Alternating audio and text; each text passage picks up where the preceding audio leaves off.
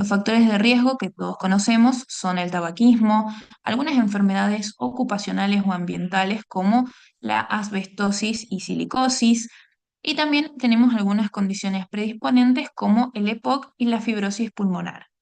Generalmente, como presentación clínica, son asintomáticos entre el 25 al 30% y están con síntomas relacionados a la enfermedad de base. Por ejemplo, si el paciente es EPOC, generalmente presenta tos y disnea. Y los síntomas y localización del tumor pueden ser centrales, cuando tiene compromiso de la vía aérea, que puede generar compresión e invasión mediastinal, o periféricos, que nos van a generar un dolor torácico y o un derrame pleural y neumotórax. Bien, tenemos diferentes tipos de cáncer de pulmón. Tenemos, por ejemplo, el tumor de páncreas, que nos va a generar el síndrome de Horner por afectación nerviosa.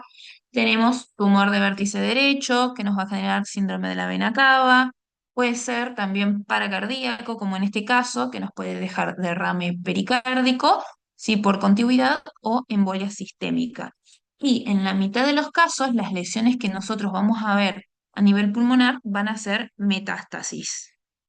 En este que les puse acá es para que tengan en cuenta, nada más, que si bien tenemos, por ejemplo, de este lado lo que es el pulmón normal, esta lesión nos va a llamar la atención, ¿sí? Más adelante lo vamos a detallar, pero bueno, esta sería una masa bastante grande que nos genera una retracción del tejido pulmonar, ¿sí? Y a su vez es como que lo atelectasia, ¿sí? Como que lo retrae todo y lo hace más chiquito. Entonces, generalmente compensan con el otro pulmón. Bien, dentro de la clasificación histológica tenemos que pueden ser de células pequeñas y de células no pequeñas, ¿sí? Dentro de estos tenemos el adenocarcinoma, el carcinoma escamoso y el de células grandes. El adenocarcinoma es el cáncer de pulmón más frecuente, presenta una morfología muy heterogénea. Y este mismo lo podemos clasificar en lepídico, que puede ser predominante. Lepídico, cuando hablamos de patrón lepídico, estamos hablando de un patrón en vidrio esmerilado. ¿Qué sería este tipo de lesión? Ven que no es una lesión ni muy sólida, ni tampoco, tampoco es quística, digamos, ¿sí? Sino que la vemos acá como una lesión con una, podríamos decir, hiperdensidad con respecto al parénquima, que, bueno, ya les voy a ir mostrando, pero ven que nosotros a través del vidrio esmerilado podemos ver, por ejemplo, los vasos, ¿sí? Eso es un indicio del vidrio esmerilado. Bueno, entonces, dentro de las lesiones del adenocarcinoma tenemos predominante, cuando el vidrio esmerilado también tiene un componente sólido, y este lo vamos a clasificar, ¿sí? Si es in situ, cuando la lesión está en 0 milímetros, cuando es avanzado en menor a 5 y ya cuando es predominantemente lepídico, más de 5. Bien, el no predominante generalmente es invasivo y tiene diferentes tipos, subtipos histológicos. Puede ser papilar, acinar, micropapilar, sólido, mucinoso. Esto no es para que se lo sepan de memoria, por supuesto, sino que solamente sepan esta clasificación, sobre todo, ¿sí? De células pequeñas, no pequeñas, este cuadrito. El adenocarcinoma, que es el principal, carcinoma escamoso y células grandes. Y con respecto al adenocarcinoma, que generalmente lo vemos como un vidrio esmerilado. Bien, esta es otra lesión, ¿sí? La vemos acá en una tomografía de tórax. Esto es con para ver el parénquima pulmonar. Nosotros le decimos de alta resolución, ¿sí? Que nos permite ver, ven en detalle cada parte del parénquima pulmonar. Y esto obviamente nos tiene que llamar la atención, ¿sí? Es una imagen nodular, sólida, de bordes totalmente irregulares o espiculados y que genera un poco de retracción, ¿ven? Esto es una telectasia asociada. En cambio, bueno, esto sería como el antes y el después. Esta sería más bien una subsólida, al igual que esta, ¿ven? que no es sólida, sólida, sino que es más como un vidrio esmerilado. Y posteriormente, en este caso, pasa a ser sólida, de bordes irregulares y con el vidrio esmerilado alrededor. Todo esto nos habla de la malignidad, ¿sí? Esto es un PET-CT, que es una tomografía donde vamos a evaluar la actividad metabólica de los tejidos y en este caso esa misma lesión, miren cómo prende. Esto nos habla de la malignidad que tiene, ¿sí? En este caso, el tumor de pulmón. Bien, tenemos nosotros también lo que se conoce como lesiones preinvasivas, que son un patrón de crecimiento puramente lipídico o el vidrio esmerilado sin componente invasivo. Vamos a ver, por ejemplo, esta opacidad nodular en vidrio esmerilado que va a ser menor o igual a los 5 milímetros, ¿sí? Esto sería una hiperplasia adenomatoidea atípica o menor de 3 centímetros, que ya sería un adenocarcinoma in situ. Pueden ser lesiones únicas o pueden ser lesiones múltiples. Ven, acá les puse un ejemplo de otra lesión en vidrio esmerilado. Esta que es otra lesión, la vemos más bien sólida. Tienen los bordes no tan regulares, pero tampoco tan espiculados como la que vimos anteriormente. Todo esto es en el mismo paciente, ¿sí? Y este es la evolución del mismo para que vean cómo hay que hacer, digamos, un control evolutivo de estos nódulos. A veces pueden cambiar, a veces pueden desaparecer, a veces se agrandan, a veces se achican. Todo eso es muy importante. Y esta, por ejemplo, acá no se ve del todo bien. ¿Por qué? Porque acá, por ejemplo, tenemos una consolidación, ¿sí? Periliar y otra basal, ¿sí? Con broncograma aéreo. Y acá tenemos un vidrio esmerilado asociado. ¿Qué pasa con esto? Que en realidad puede ser que tengamos una infección sobreagregada que nos esté tapando el tumor. Entonces, en este caso, no lo estamos viendo y tendríamos que controlarlo una vez que supere la infección, ¿sí? Entonces, no hay que dar nada por sentado. Bien, este es otra lesión, bubble-like lesions, como si fuesen burbujas, ¿sí? Adentro, pero ven que es todo como una consolidación, en este caso es apical derecha, con bordes irregulares, que tiene unas cavidades hipodensas o aéreas en su interior y también generan este tipo de atelectasia, ¿sí? Esta anteriormente, la misma, era como una imagen nodular subsólida. Ven que tiene acá el componente sólido y acá tiene el vidrio esmerilado. Y además tiene en este caso las burbujitas, ¿sí? Todo esto también es una lesión preinvasiva. Profe, perdón. Sí, Yo la verdad que no entiendo muy bien el vidrio esmerilado, no lo identifico bien. mira, ¿ves? ¿Ves esto, verdad? Sí, Bueno, esto es una lesión sólida. Te das cuenta que es todo blanco y no vemos nada sí, por sí, eso sí. detrás. Bueno, ocupa todo el parénquima. Esto es un vidrio esmerilado. ¿Ves que es un blanco como más tenue, que no es sólido? No es Ah, que sí, tiene un está. borde definido, ¿sí? Sí, sí, Lo mismo que acá. Todo esto, ¿ves que acá el parénquima pulmonar está normal? Bueno, todo esto que parece como sucio, te das cuenta, como un poquito más denso, pero no es algo sólido. claro, ahora sí, gracias, profe. Bien, esa es la lesión de vidrio esmerilado. Tampoco hay que confundirla, digamos, no es que el vidrio esmerilado es solo del cáncer, al contrario, el vidrio esmerilado se puede dar en diferentes patologías, por ejemplo, en neumonías intersticiales, neumonías virales, en otras patologías y también en esto. Por eso hay que tener en cuenta la forma, ¿sí? Esto, por ejemplo, yo te puedo decir que se da a veces en infecciones, ¿sí? Después, por ejemplo, si yo lo veo el vidrio esmerilado periliar de ambos lados, puedo pensar en un edema, ¿sí? ¿Vieron como el edema en ala de mariposa que se ve en la placa? Bueno, lo mismo. Y si yo lo veo, por ejemplo, asociado a un derrame pleural, puedo pensar que es una insuficiencia cardíaca, ¿sí? O sea, que es congestivo.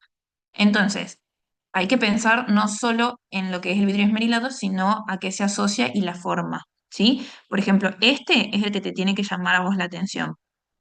Bien, que tiene como una formita más nodular, pero no es sólida.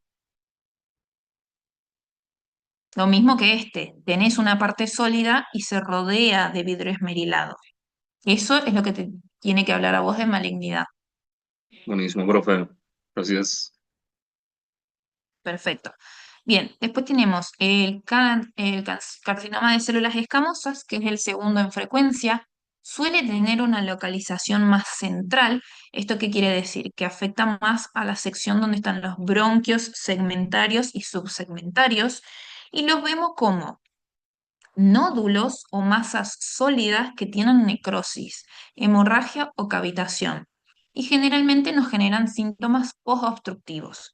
¿Qué quiere decir posobstructivo? Que nos obstruyen el bronquio, ¿sí? O te lo comen o te lo tapan y generan atelectasias o neumonías. Ven, esto obviamente es una tomografía de pulmón, esta es una ventana de mediastino, esta es la aorta, la arteria pulmonar. Acá vendría el bronquio izquierdo y en este caso ven que está todo ocupado donde tendría que estar el bronquio fuente derecho.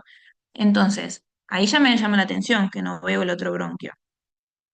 Y veo en su lugar toda esta lesión sólida, irregular. Tiene unas áreas más hiperdensas, que en este caso nos habla de que está sangrando esa lesión, ¿sí? Y también vemos esta imagen nodular subpleural satélite, ¿sí? Que esto puede ser, por ejemplo, una metástasis. Así vamos a ver la lesión en el parénquima pulmonar o el filtro pulmón, lo mismo que le decías antes. Acá viene la bifurcación del bronquio, acá vemos la luz del bronquio izquierdo, ¿sí? Y acá no vemos nada. Todo esto está tapado por tumor. Y esto dijimos que nos genera síntomas por obstrucción, que en este caso tenemos la telectasia. ¿Ven esto? Son bronquiectasia, esto es un bronquio dilatado que está tirando para arriba y nos genera, si ven, tenemos lo que le decía anteriormente, este pulmón como que está hiperinsuflado, ¿sí? Porque quiere compensar que este está todo chiquitito y retraído por esa lesión. Obviamente que va a estar más chiquito si no estamos ventilando porque tenemos una masa en el bronquio, ¿sí? Ese es el razonamiento que tenemos que hacer. Después tenemos el carcinoma de células pequeñas, que es altamente agresivo, tiene menor frecuencia por suerte y se encuentra dentro de los tumores neuroendocrinos. Va a tener también una localización central en el 90% de los casos, se va a localizar en los bronquiofuentes o lobares y también podemos ver masas iliares y periliares y adenopatías al momento del diagnóstico. Y generalmente vamos a tener mucha necrosis y mucha hemorragia, ¿sí? Y generalmente también vamos a ver metástasis en el 70% de los casos. A resumidas cuentas, este es el peor, digamos, el más malo, y generalmente lo vamos a descubrir cuando la enfermedad ya esté avanzada, ¿sí? Acá les pongo un caso. En este caso no es una supermasa como la que vimos anteriormente, sino que vemos esta pequeña imagen nodular iliar derecha, ¿sí? Con estas adenopatías, esto es el mediastino, acá tendríamos que ver tejido graso, pero vemos tremenda adenopatía, que es megálica, debe medir, no sé, unos 20 milímetros, y acá tenemos una zona más hipodensa que nos habla de necrosis, ¿sí? En la adenopatía. Cuando vemos el hueso, vamos a encontrar, por ejemplo, este tipo de fractura, que es una fractura patológica, probablemente por metástasis, y cuando vemos el hígado, tenemos todas estas lesiones hipodensas, que quiere decir que la enfermedad estuvo avanzando. Bien, dentro de lo que es el cáncer de pulmón y en general de los nódulos pulmonares, tenemos que conocer estas definiciones, ¿sí? Para que todos hablemos, digamos, el mismo idioma. Tenemos dentro de la clasificación del nódulo lo que es un nódulo sólido, que es lo que estábamos hablando anteriormente, ¿sí? Una lesión sólida, bien delimitada, de bordes regulares o irregulares, y tenemos nódulos subsólidos. No sólido cuando es solamente vidrio esmerilado y parcialmente sólido cuando tenemos una parte más sólida y se asocia al vidrio esmerilado. Después, en cuanto al tamaño, tenemos micronódulo menor a 3 milímetros, nódulo de 3 milímetros a 3 centímetros y masa cuando mide más de 3 centímetros. Y después, dentro de las densidades del nódulo, podemos hablar de calcificaciones, si tiene densidad grasa, si tiene el signo del halo, que es que yo veo una lesión sólida y alrededor veo el vidrio esmerilado, y también que puede ser de densidad mixta, como este, vidrio esmerilado y componente sólido. Bien, después también tenemos que hacer una evaluación de los mismos en el tiempo, que es lo que le decía, ver cómo va evolucionando. Mayor es el tamaño del nódulo, mayor es la probabilidad de malignidad. Cuando el tamaño es menor a 5 milímetros, hay casi nada de chances de que sea maligno. Cuando mide de 5 a 10 milímetros, ya empieza a aumentar la probabilidad hasta el 28%. Y cuando es más de 20 milímetros, aumenta entre el 64 y el 82%. Y en cuanto al tiempo de duplicación del volumen, más del 25% del diámetro nos lleva a entre 100 y 40 y 400 días para las lesiones malignas y entre 3 y 5 años para lesiones subsólidas. ¿Se entiende? Sí, profe. Perfecto. Bien. Esto después, la clasificación para los tumores, tenemos una evaluación que va a ser el TNM. El T va a hablar sobre las características del tumor, lo que estuvimos viendo básicamente. El N nos va a hablar sobre si hay o no hay afectación ganglionar. Y el M nos habla de las metástasis o también la extensión a distancia. Eso va a tener diferentes grados de T1 a T4, ¿sí? Según el tamaño. T1 va a ser menor a 1 centímetro hasta 3 centímetros, T2 va a ser de 3 a 5, T4 de 5 a 7 y T4 más de 7 centímetros. Acá les puse un ejemplo de T2, donde vamos a ver que nos involucra al bronquio fuente principal sin un compromiso de la carina, pero nos hace una invasión de la pleura visceral y también se asocia a telectasia o una consolidación postobstructiva que se extiende a la región iliar. Esto quiere decir que involucra parte o todo el pulmón. Esto de diferentes tipos, ¿sí? Acordémonos acá, dijimos de 3 a 5 centímetros. T3, este lo vemos por ejemplo acá en la pared torácica, que puede tener una afectación del nervio frénico. ¿Ven? Este es el nervio derecho, este es el izquierdo, perdón, el diafragma derecho, este es el izquierdo. ¿Ven cómo está ascendido? Está súper ascendido. Esto es por una afectación del nervio frénico, en este caso del lado izquierdo, que puede ser afectado por el tumor, sería, ¿sí?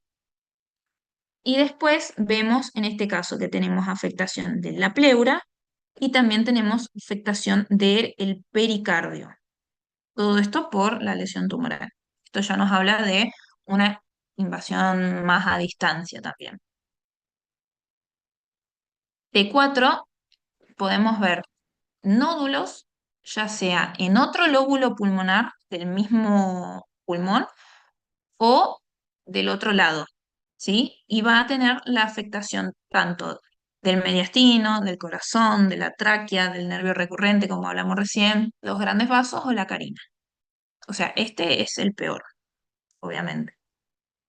Bien, y después, a grandes rasgos, sobre la N, que dijimos que son las adenopatías, tenemos, bueno, esta es la imagen que yo les mostré anteriormente, que tenemos las adenopatías mediastinales, en este caso con centro necrótico.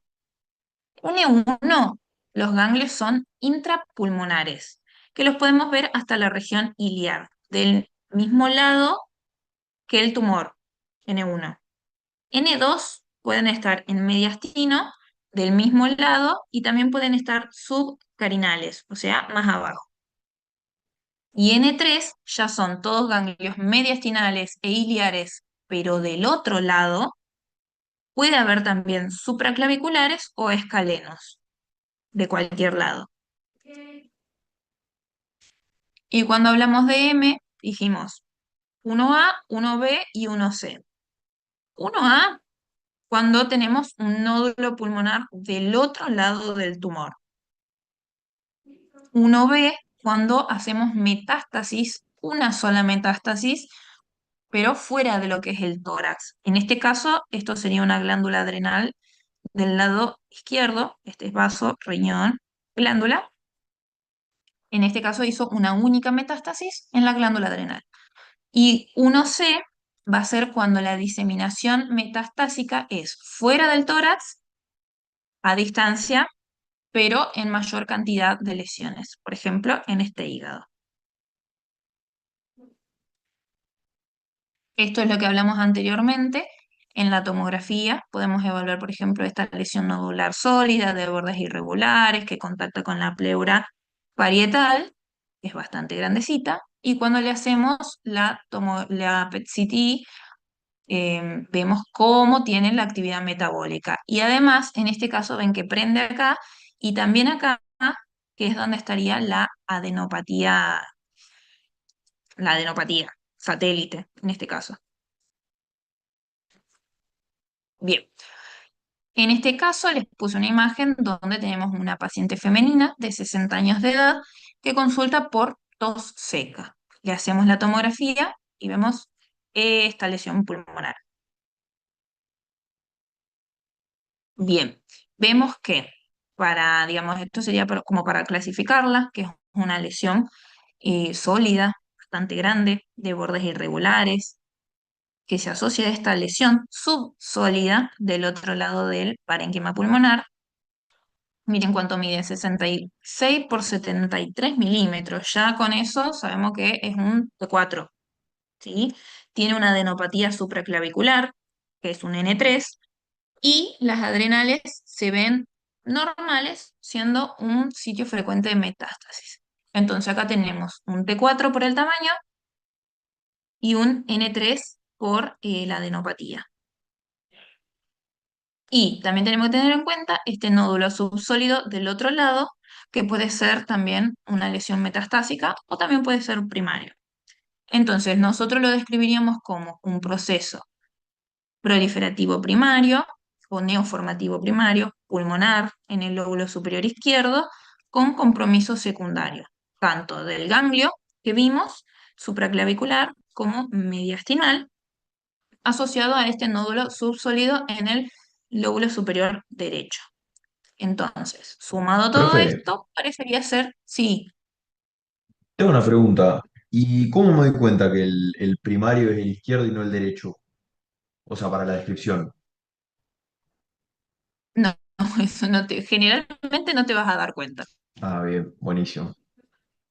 Genial, gracias. Em, no, pero, o sea, esto, por ejemplo, puede ser cualquiera de las dos cosas, ¿ah? Ojo, puede ser el primario este, por eso te puse en probable relación a compromiso secundario. No se Claro, sabe. A veces uno es el primario y el otro el secundario y viceversa. A veces, supongamos que este fuera un poquito más irregular y vos decís, sí, listo, este es el primario. genial. O sea, lo importante es saber que si está del otro lado hay metástasis, por lo menos pulmonar, Exactamente, digamos. Genial, exacto. gracias. Bien, entonces, esto es lo que estábamos hablando. Según el TNM, el T4 sería mayor a 7 centímetros, el N3 por el ganglio supraclavicular y metástasis si consideramos que el subsólido era una metástasis y un MX si lo tomamos como que es otro primario. Puede pasar, muy poco frecuente, pero puede pasar. Lo mismo acá ponemos el PET-CT, vemos cómo prende y posteriormente a esto lo que tendríamos que hacer es una biopsia, ¿sí? Nosotros hacemos las toma de muestras bajo tomografía también, hacemos una tomografía sin contraste, vemos la lesión, medimos y ahí realizamos la punción con la toma de las muestras. Eso posteriormente se envía a anatomía patológica y ahí tenemos el resultado. Bien, ¿se entendió un poco? Sí, sí, profe. Sí, fue mucho, Buenísimo. pero se entendió bien. Sí, es un tema, ya ustedes se tienen que llevar sobre todo la generalidad de a grandes rasgos entender cómo hizo el compañero, se sacó la duda y preguntó, pero después obviamente lo que son valores y clasificación es una cuestión de leerlo. Pero bueno, con que me entiendan los diferentes tipos, de cuál es sólido, cuál es vidrio esmerilado y eso, me parece que va bien. O este último, el ejercicio para ver cómo haríamos ponerle una clasificación. Si eso se entendió, estamos.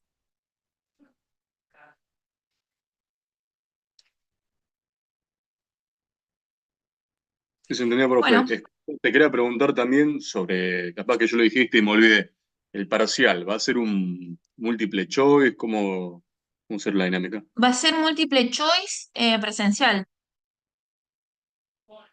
Bien, listo, gracias. Bien, perfecto, chicos. Bueno, listo entonces. Cualquier cosa me mandan alguna preguntita por el campus. Dale, profe. Mil gracias. Chau, chicos, que estén bien.